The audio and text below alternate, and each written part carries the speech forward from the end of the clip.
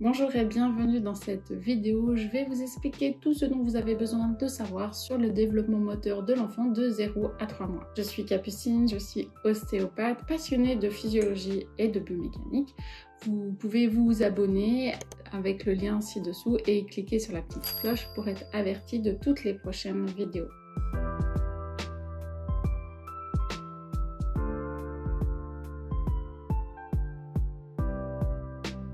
Avec l'arrivée d'un bébé, il y a de nombreux défis. Les pleurs, le sommeil, les coliques, les reflux, tout un tas de défis dont les jeunes parents vont devoir faire face. Et souvent, le développement moteur et la compréhension de la physiologie passent un petit peu à la trappe. Et pourtant, vous allez voir que ce développement moteur, il a un impact sur plein de choses, même sur ces choses-là qui nous rendent ces premiers mois du bébé très compliqués. Donc de comprendre la physiologie et la biomécanique et le développement moteur, ça va pouvoir aussi vous aider pour tous ces bébés qui ont des coliques, qui ont des reflux, et vous allez voir un peu plus dans cette vidéo.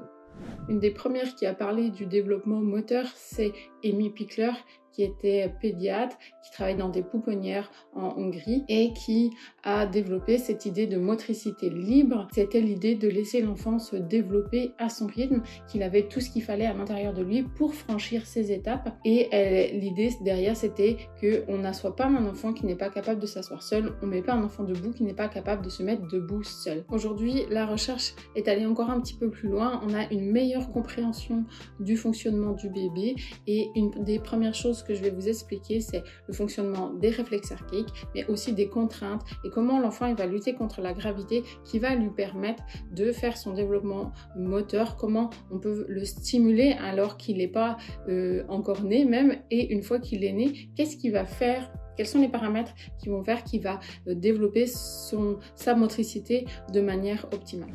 Donc la première chose, ce sont ces réflexes archaïques. Vous les connaissez sans doute, vous en avez sans doute déjà vu si vous avez déjà vu un bébé. Le plus commun, le plus facile, c'est le réflexe d'agrippement. C'est quand on met quelque chose dans le doigt de l'enfant, et bien le bébé il va serrer. Et puis progressivement, ce réflexe va commencer à disparaître, à s'inhiber pour laisser place à du mouvement volontaire. Et l'enfant va pouvoir progressivement lâcher les objets. Et puis ensuite, il va développer un peu plus de motricité globale, puis de la motricité fine qui va l'amener sur tout un tas de compétences qui vont aller jusqu'à l'écriture. Ces réflexes, ils sont là pour soutenir l'enfant avant qu'il puisse faire du mouvement volontaire.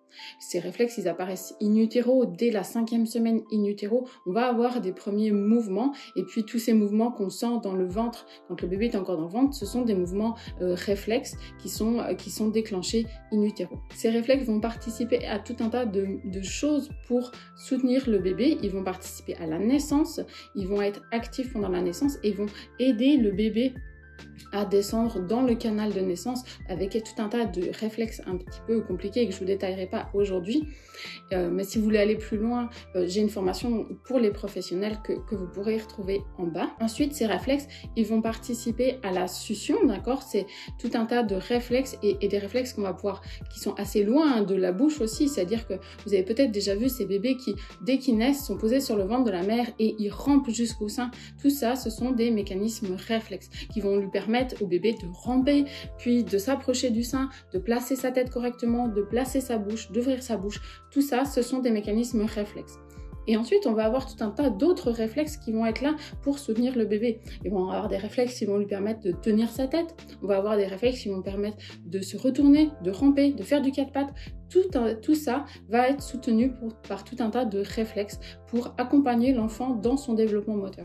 Maintenant que vous avez compris à quel point les réflexes archaïques vont soutenir le développement moteur de l'enfant, j'aimerais aborder un autre sujet avec vous qui sont la gravité, puisque l'enfant il est dans un milieu aqueux et puis tout d'un coup il va être soumis à la gravité, et puis on va parler un petit peu de force, de contrainte. Ça peut vous paraître un petit peu barbare, mais je vous assure que si vous restez jusqu'au bout, vous allez comprendre tout un tas de choses passionnantes sur l'enfant mais aussi sur vous et comment vous fonctionnez, parce que ces règles elles sont valables pour le bébé bien sûr, mais elles sont valables aussi pour nous, et nos muscles, nos tendons, nos articulations fonctionnent de la même manière que le bébé qui a en plus le fait qu'il doit grandir et qu'il doit grandir très très vite. Donc la première chose, la gravité. Donc le bébé passe d'un milieu aqueux à la gravité, d'accord? Donc tout d'un coup, il doit lutter contre la gravité.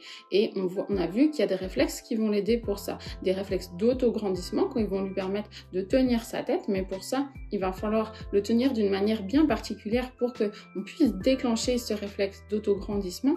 Donc il va falloir mettre une main sous les fesses, enrouler un petit peu le bassin et avec un appui sur le sternum. Et là, l'enfant peut déclencher son réflexe d'autograndissement.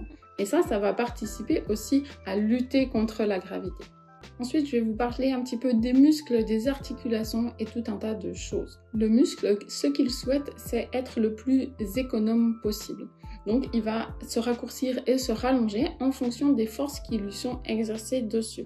C'est-à-dire que si vous avez un muscle qui fonctionne toujours trop long, le corps va se dire, ben, c'est pas très économique, je suis toujours trop long, donc le muscle va se phagocyter pour se raccourcir. Ou l'inverse, si vous tirez tout le temps sur un muscle, eh bien, il va se dire, ben, on me tire toujours dessus, il va falloir que je me rallonge. Alors, qu'est-ce que ça va donner chez le bébé? Le bébé, il vient d'un utérus, donc souvent, il est tout enroulé.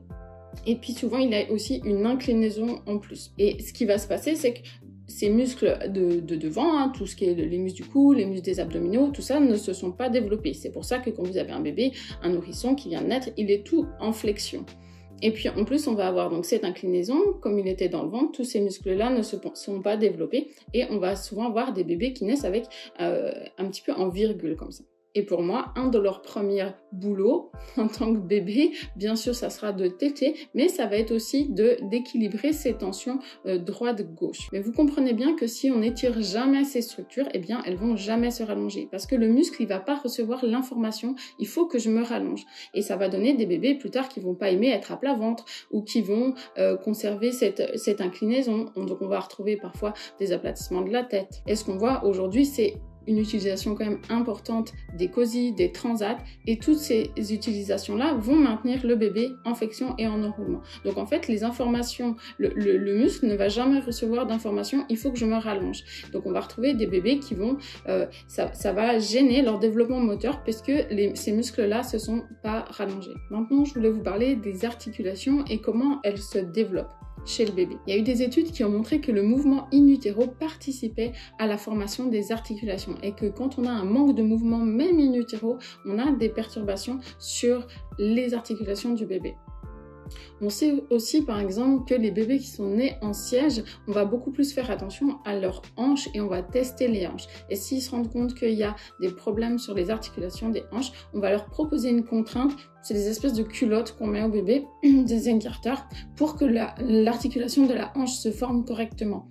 Donc vous comprenez bien que les forces qui sont exercées sur le bébé et les muscles, le mouvement va participer à la bonne formation des articulations.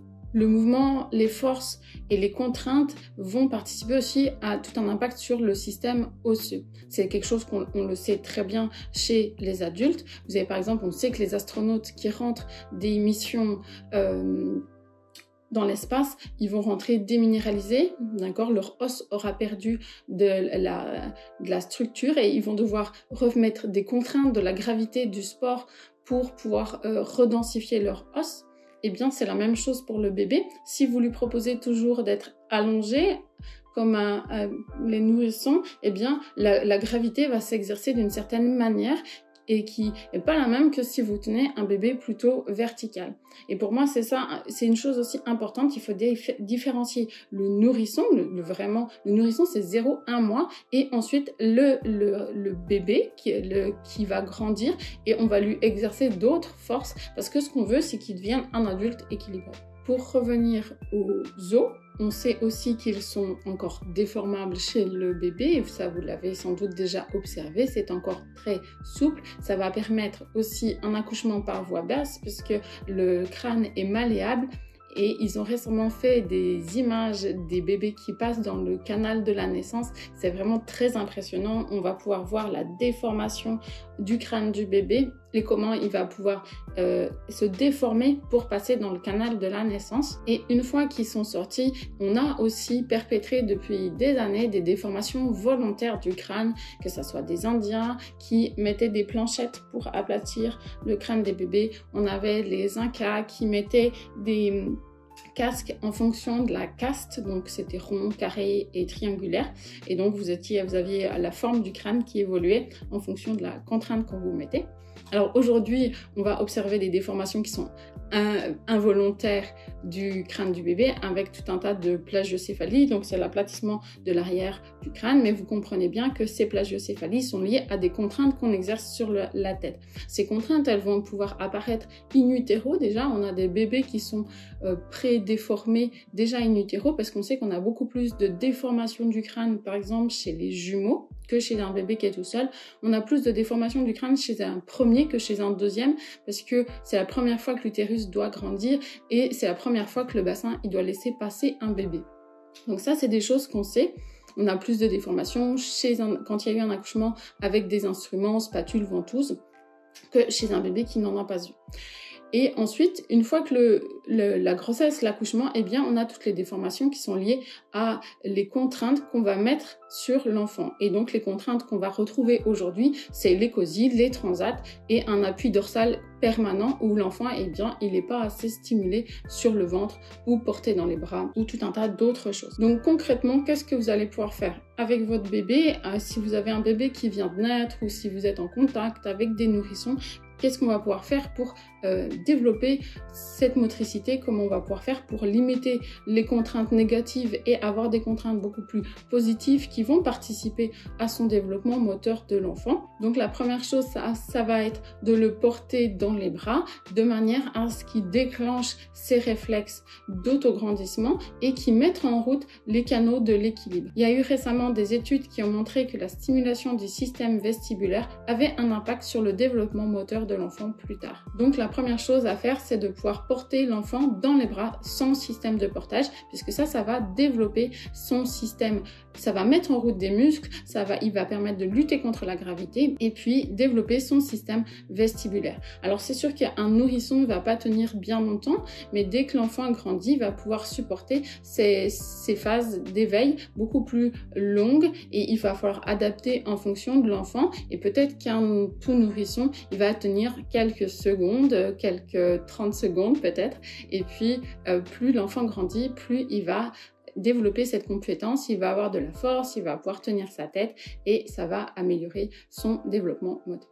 Vous allez aussi bien sûr pouvoir le mettre à plat ventre puisqu'on va avoir aussi tout un tas de réflexes qui vont l'aider à faire ce plat ventre, dont des réflexes du dos qui vont lui permettre de redresser la tête. Si vous voulez aller plus loin dans la compréhension de ce développement moteur de l'enfant, mais aussi comment ça va impacter les enfants plus grands, je vous ai préparé un PDF avec toutes ces informations, toutes les étapes du développement moteur de l'enfant, mais aussi comment ça va impacter ces enfants qui sont plus grands, qui ont conservé des réflexes archaïques, comment on va pouvoir les aider avec ces exercices qui sont des exercices qui sont proches du développement moteur de l'enfant.